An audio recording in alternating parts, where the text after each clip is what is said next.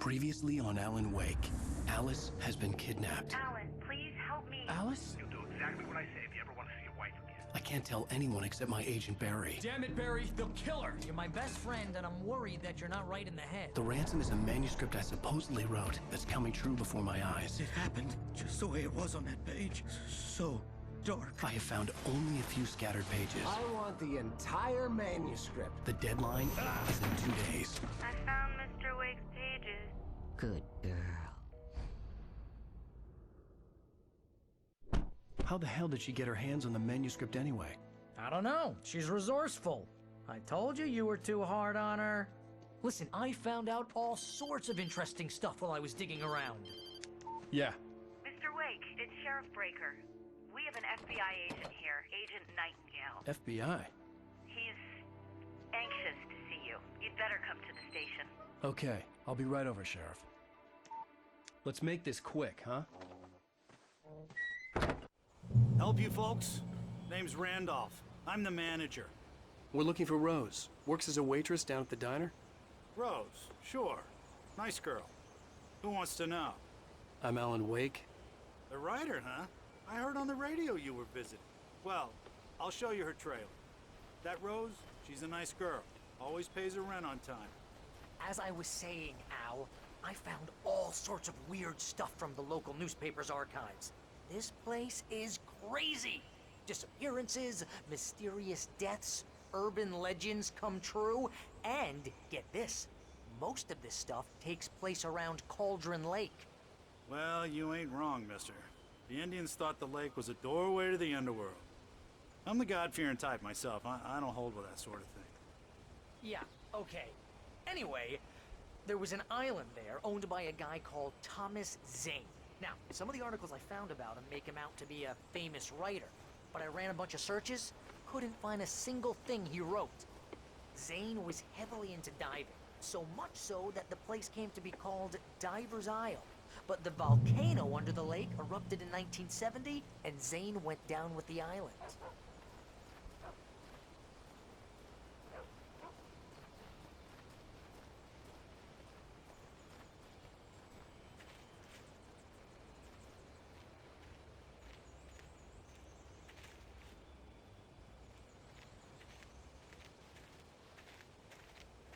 Yeah, how about that?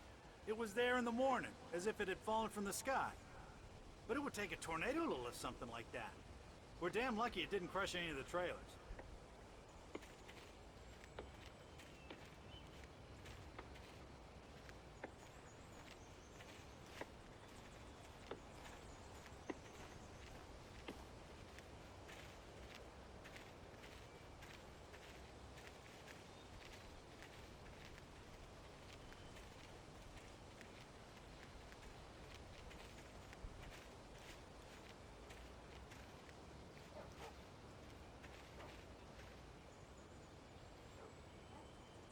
It gets better.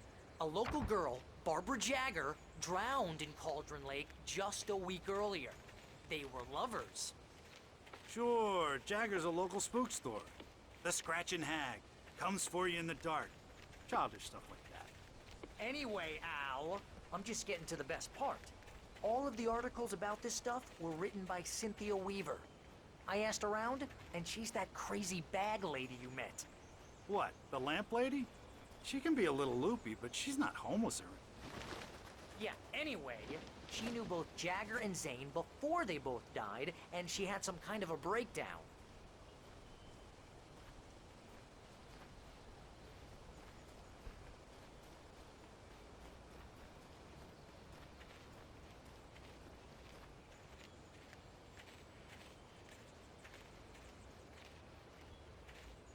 Well, mister, this here's Rose's trailer. You mind me asking what you want with her? We're just here to talk to her, pal.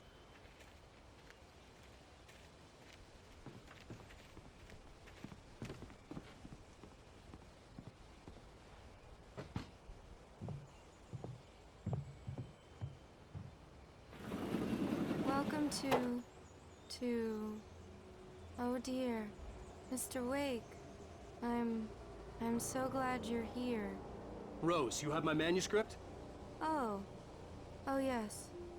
Yes. Please, come in.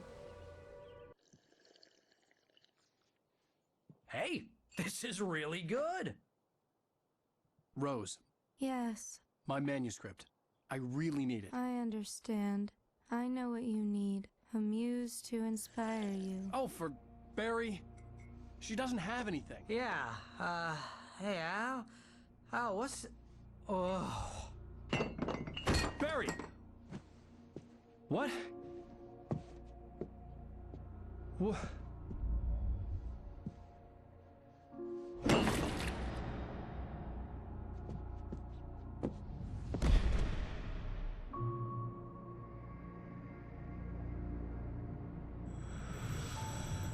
It's coming for you, hiding in my barber's skin.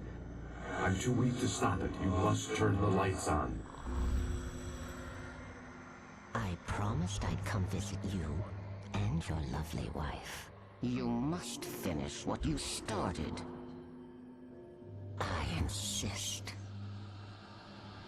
You must turn the lights on. Turn the light on. Back to work, boy.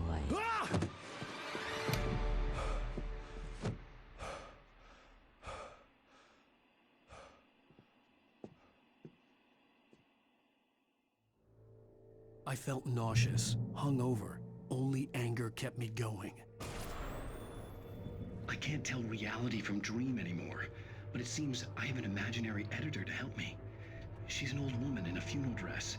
I call her Barbara Jagger. She's very strict. I'm writing faster and faster. My manuscript is being heavily revised. The edits are getting very aggressive, and each day there's less of me and more of her. I hate it, but I know she's right. She promises me I can save Alice this way. She knows more of this than I do. About the complex incantation I'm attempting. About this place. She's worked with another writer under similar circumstances, Thomas Zane. The genre of the story seems to be shifting. It's turning into a horror story. I'm getting close. I can feel it.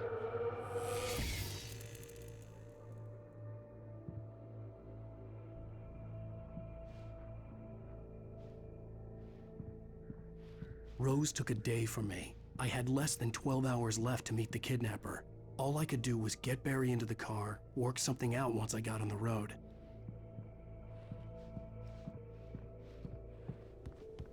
My gun and flashlight were gone. I'd have to find a way to get Barry into the car as quickly as possible. There was no time to waste.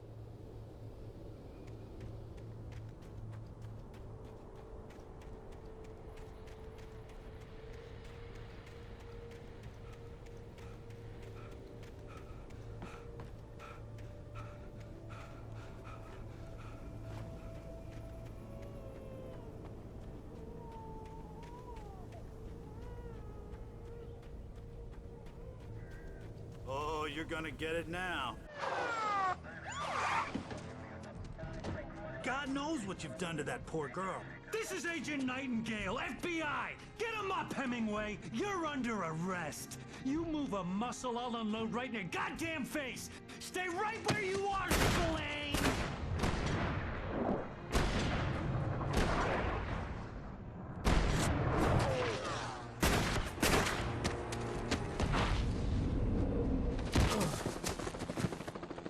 What are? I'm standing right here, you goddamn maniac!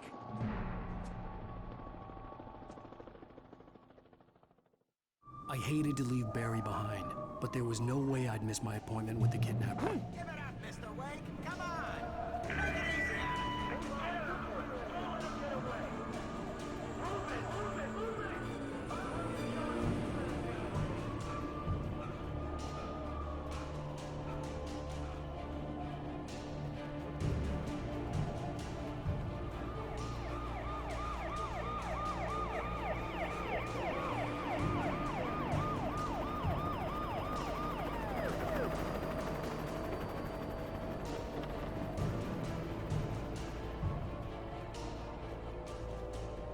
Stop running! There he goes! Okay, man. Keep your eyes peeled. He's gonna try to make it through here. Damn.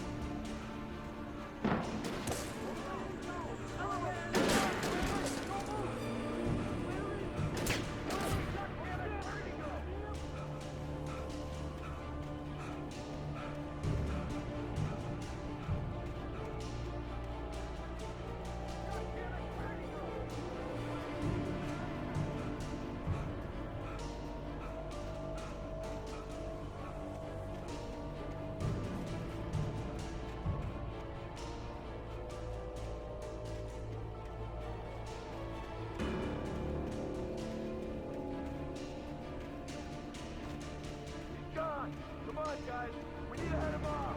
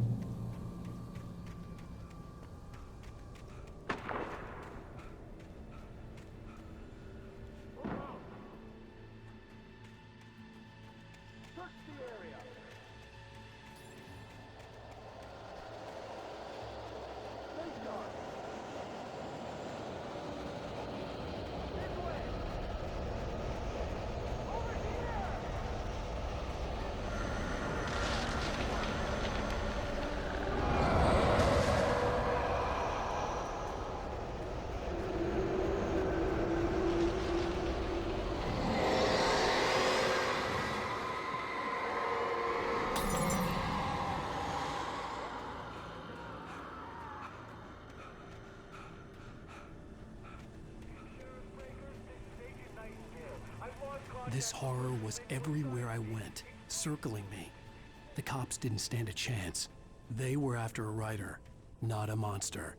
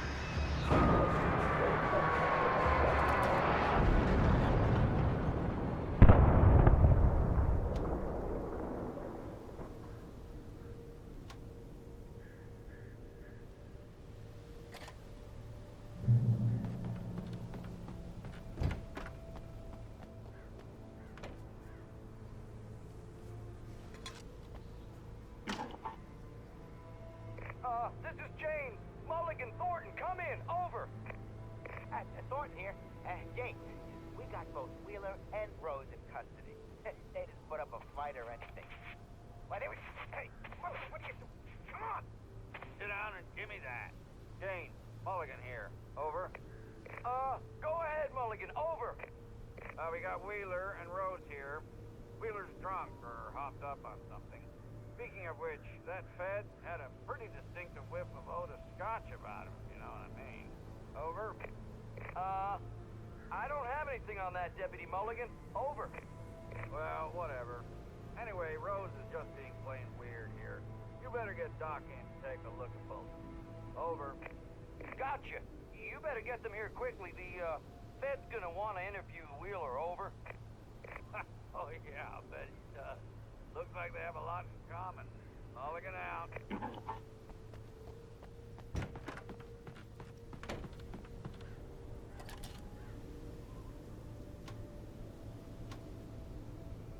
I could see the lights of the radio station in the distance.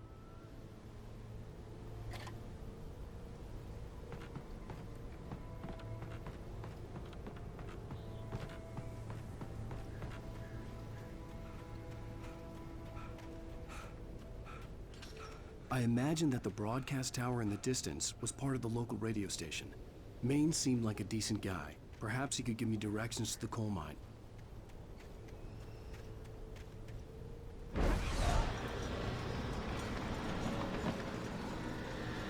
Unnatural shadows clung to the gate.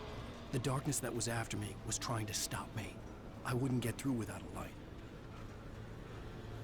There was no power to the searchlight.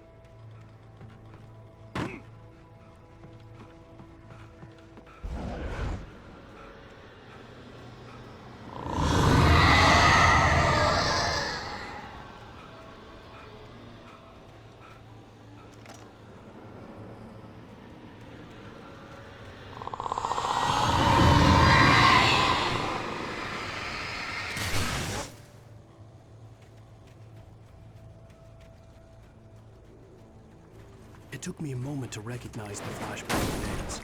They were an ideal weapon for my situation. Team 1, come in. Over.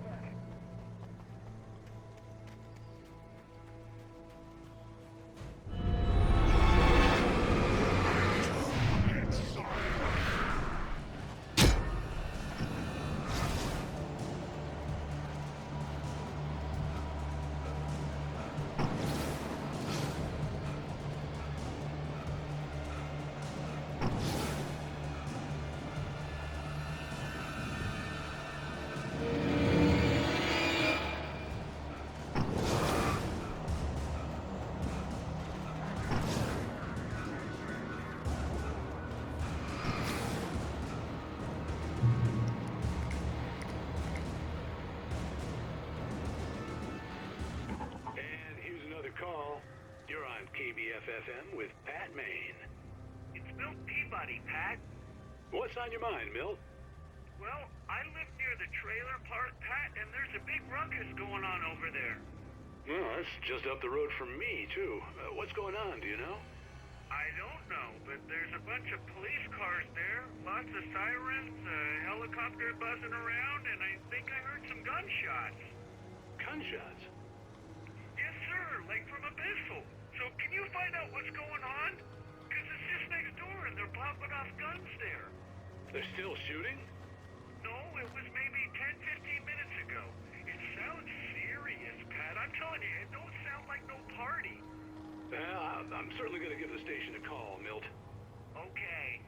You'll hear it here as soon as I hear from them. Okay, thanks.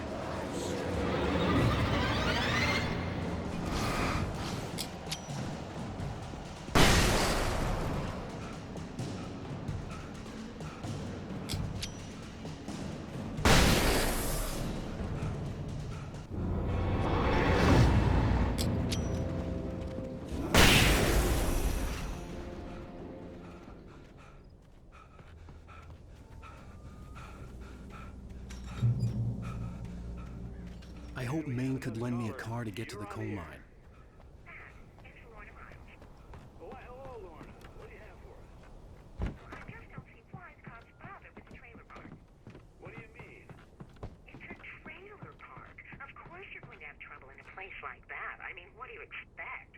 The sheriff should be helping us normal citizens instead of wasting resources on those people. Well... Let the trash sort themselves out.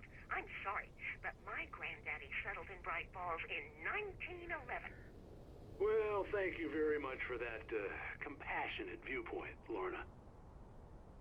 Oh, here's a little surprise. The famous writer Alan Wake just walked in. Folks, I'm going to see if I can talk him into an interview. Come on in, Mr. Wake. Oh, I'm so glad you could find the time to do this, Mr. Wake. Nowhere to run now, Dan Brown. You back away from me. Don't hurt it. Whoa. Whoa, everyone calm down. Put the gun down. We're all friends here, right? Cool your jets, Nightingale. We got him. Judas Priest! What the hell's the matter with you? There's a civilian in there.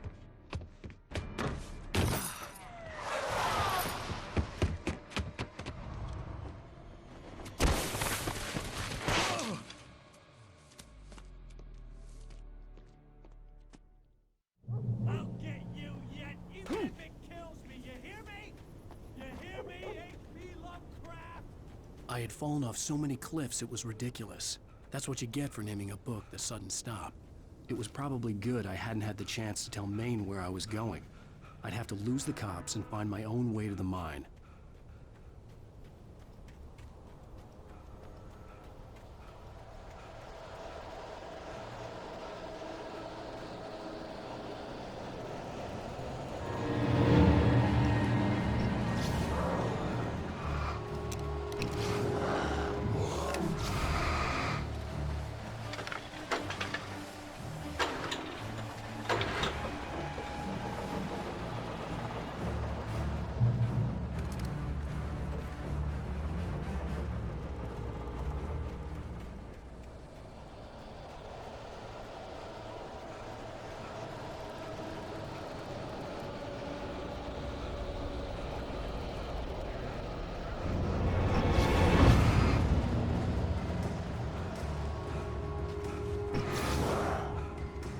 There was no sensible reason for the power company work lights to be here. It was almost as if they'd been left standing for years.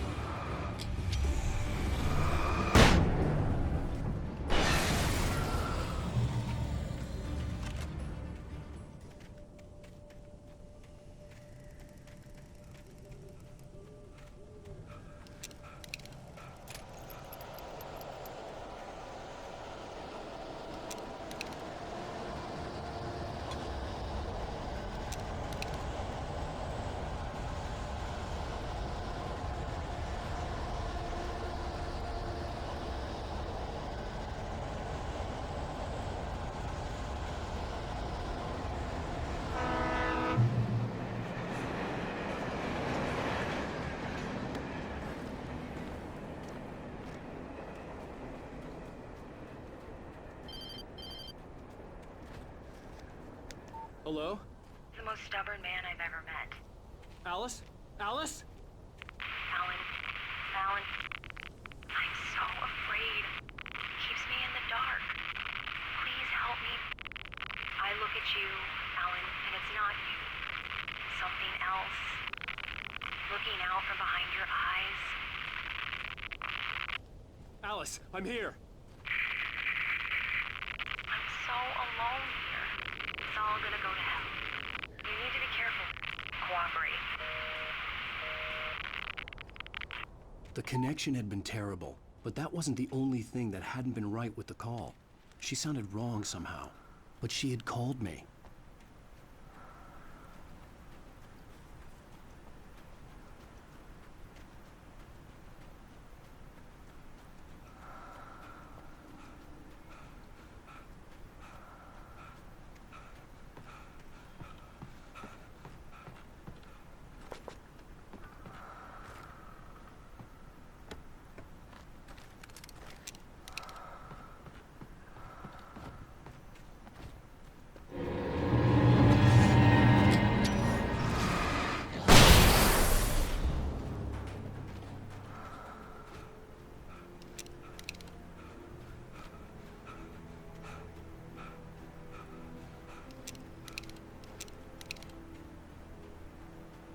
I could see a railway bridge up ahead, and a warehouse of some sort on the opposite shore.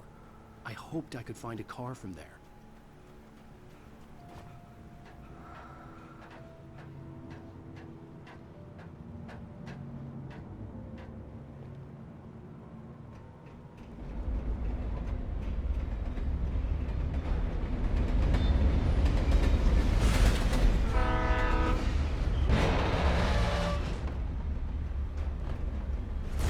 darkness that was pursuing me was growing stronger, and it was taking over everything in its path.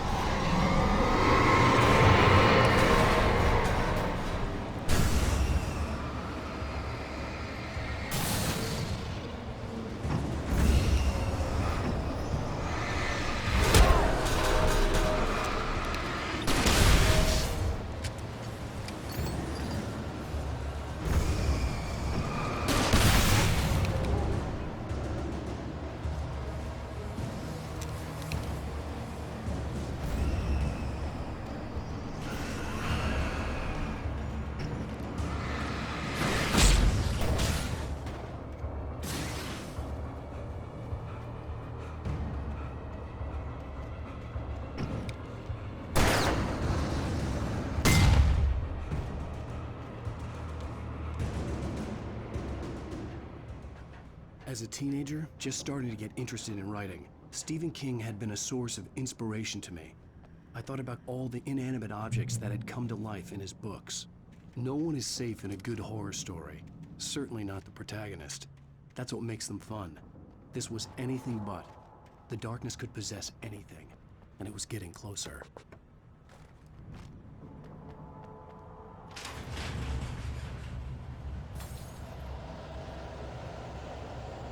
Did you